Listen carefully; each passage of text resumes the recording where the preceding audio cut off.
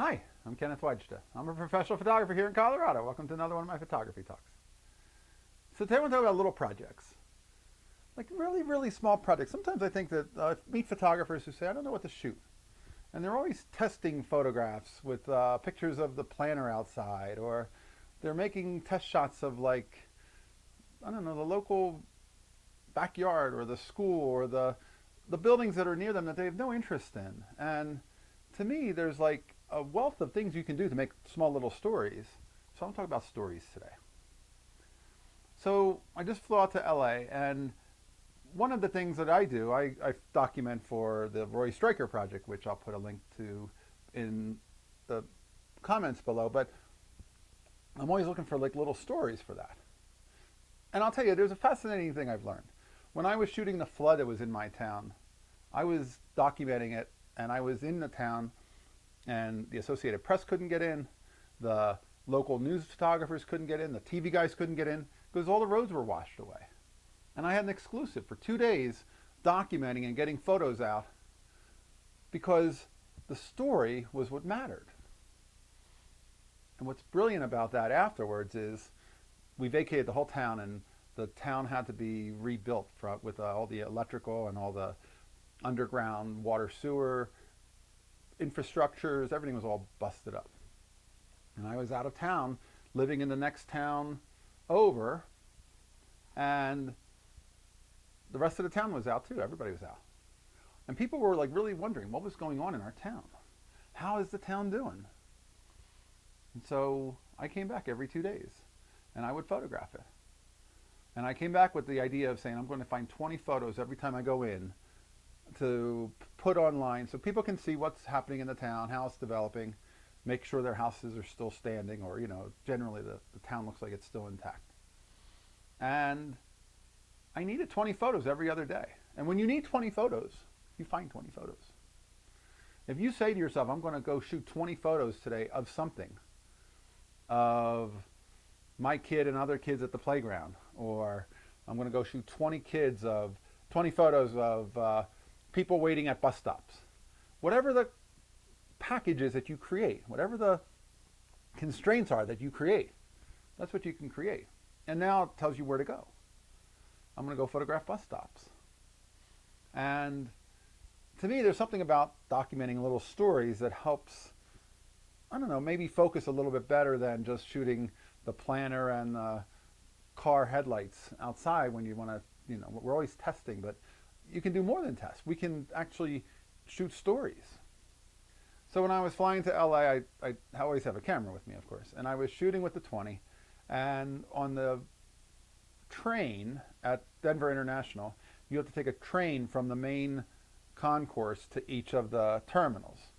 And I photographed on the train, I photographed on the plane, I photographed when I got to LAX. It was just instinctive. I'm just entering the airport. Of course, I'm going to take some photos.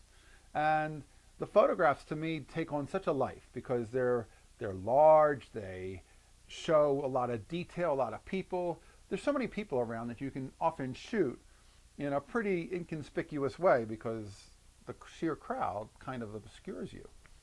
And I'm shooting with a 20, and it's usually right here, so it's kind of a small, not a big move that I'm making to shoot it. And then when I got back on the plane on the way out, I photographed back at LAX, I photographed on the plane on the flight back, and it was a night flight, and that was it.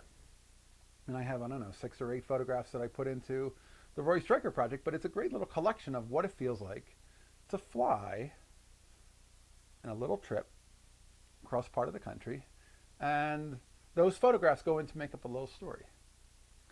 So I think that stories are important, and finding little topics, little assignments to go out and document. You can say, I'm going to go photograph all the classic cars that I see today in my town, if you know your town has a lot of collectors. You can say, I'm going to go photograph all the rusted out cars that I see because there are junkyards nearby and you can go document them. I'm just going to photograph a little documentary story at the junkyard. That would be really visual. In fact, I've often thought about doing a fashion shoot at a junkyard because it's just a great juxtaposition of Beauty and the Beast, you know. So anyway, story is a really important thing, and I think that it's something that we, as photographers, we're storytellers, we have to be thinking of. And this is how I created that little group of photographs for the flight, the trip to LAX and back to Denver. And those photographs wouldn't exist if I didn't need them. If I just said I'm just going to travel, well, when I get there I'll take some pictures. There's no reason to shoot in the process because they're not needed. But because I'm shooting for Roy Stryker, they are needed. And so then I go out and I go seek out photographs. And I don't typically just shoot anything I see. I typically shoot when something attracts me.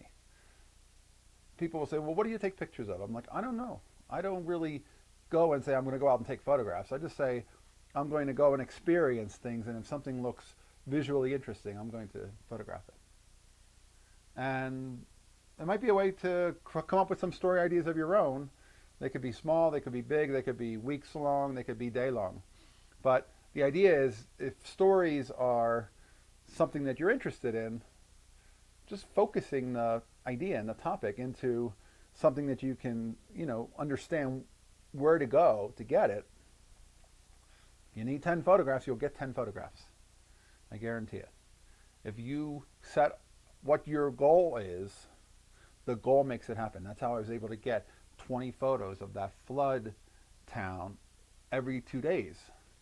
Because I have my eyes open, I'm looking for it. If I saw somebody by a house that was all flooded out and they were walking in and out, I'd ask if I could come in and I would take pictures in there. You are attracted to the things that you need because you're aware of what you're looking for. All right, that's today's photography talk on telling stories. If you're enjoying these, hit the subscribe button. If you can support, hit the Patreon. Thanks so much for watching. I appreciate you, and I will continue bringing you photography talks, and here's a good light.